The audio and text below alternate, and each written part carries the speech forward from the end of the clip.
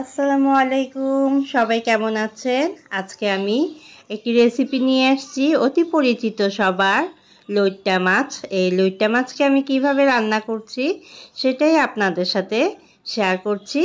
তো এই লইট্টা মাছকে আমি প্রথমে ভালো করে কেটে ধুয়ে নিয়েছি হলুদ আর লবণের সাহায্যে, এবং এখন আমি এই লইট্টা মাছকে একটি টমেটো, পেঁয়াজ, তারপর রসুন, সবুজ মরিচ, মানে মাছগুলোকে কেটে ভালো করে ধুয়ে হলুদ লবণ দিয়ে ধুয়ে নিলাম, পরিষ্কার করে ধুয়ে নিলাম। এই হলো মাছ, লইট্টা মাছ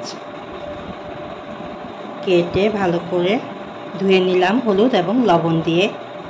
এখন আমি এই মাছগুলোকে সব ময় মশলা দিয়ে মেখে নিচ্ছি, হাঁড়িতে নিয়ে নিচ্ছি লইট্টা মাছগুলো।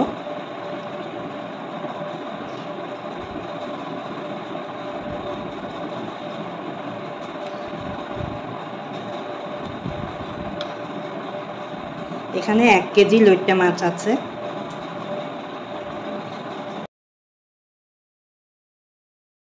আগেই পেস্ট করে রেখেছিলাম এই মশলাগুলো, লাল মরিচ, শুকনো লাল মরিচ, কাঁচামরিচ, পেঁয়াজ, এক টুকরো পেঁয়াজ, টমেটো, আস্ত একটা টমেটো নিয়েছিলাম, তারপরে রসুন সব কিছু মিলিয়ে পেস্ট করে নিলাম।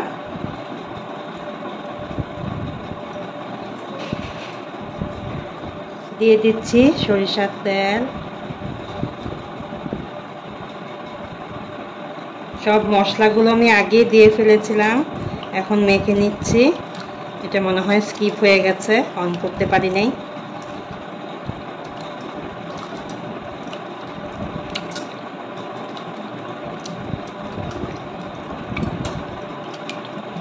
ভালো করে মশলাগুলো দিয়ে মেখে নিলাম। হলুদের গুঁড়া দিয়েছিলাম, জিরার গুঁড়া দিয়েছিলাম, মরিচের গুঁড়া দিয়েছিলাম, ধনিয়ার গুঁড়া দিয়েছিলাম, আর দিয়েছিলাম আগে থেকে করে রাখা ওই পেস্টটা, যেটা টমেটো, তারপরে পেঁয়াজ, রসুন, শুকনো লঙ্কা এবং কাঁচামরিচ, এগুলো দিয়ে পেস্ট করেছিলাম। লবণ দিলাম, সরিষার তেল দিলাম, ভালো করে মেখে চুলায় বসিয়ে দিব।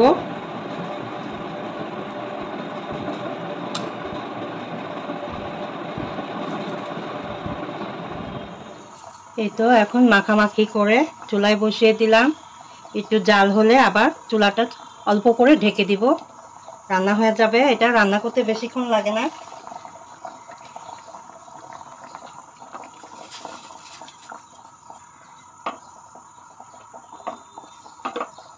একটু ধুলিয়ে দিলাম, কাঁচামরিচ দিয়ে দিব।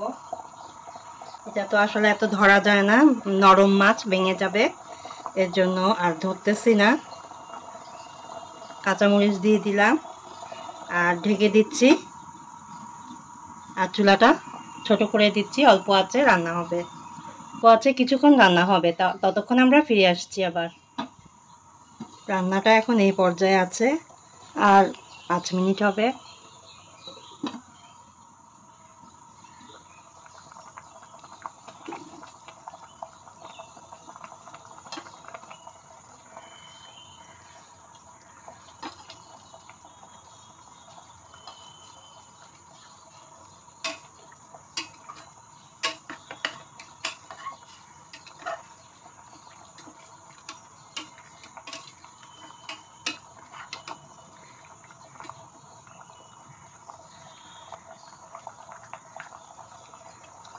এই রান্নাটা দ্রুতই হয়ে যায়, আর মাছটা তো বেশি নাড়াচাড়া করা যায় না, তাহলে তো আবার ভেঙে যাবে, তাই না?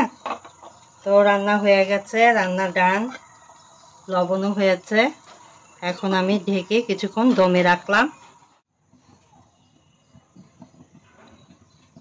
শেষ মুহূর্তে দেখাচ্ছি, এই যে মাছটা ডান হয়ে গেছে। এর চেয়ে বেশি রান্না করলে ভেঙে যাবে, তো এখানেই আমি চুলাটা অফ করে দিচ্ছি। আমার রান্নাটা কেমন হলো অবশ্যই জানাবেন ছোট্ট একটা কমেন্ট করে, আর আমার চ্যানেলটাকে সাবস্ক্রাইব করে সবাই আমার পাশেই থাকবেন, আমাকে সাহায্য করবেন এগিয়ে নিয়ে যেতে। আসলে একা একা চলা সম্ভব না, সবাইকে নিয়েই চলতে হবে। আপনারা অবশ্যই আমাকে হেল্প করবেন এগিয়ে নেওয়ার জন্য, আমিও আছি ইনশাল্লাহ। তো আজকের মতো এখানেই রাখছি। আল্লাহ হাফেজ।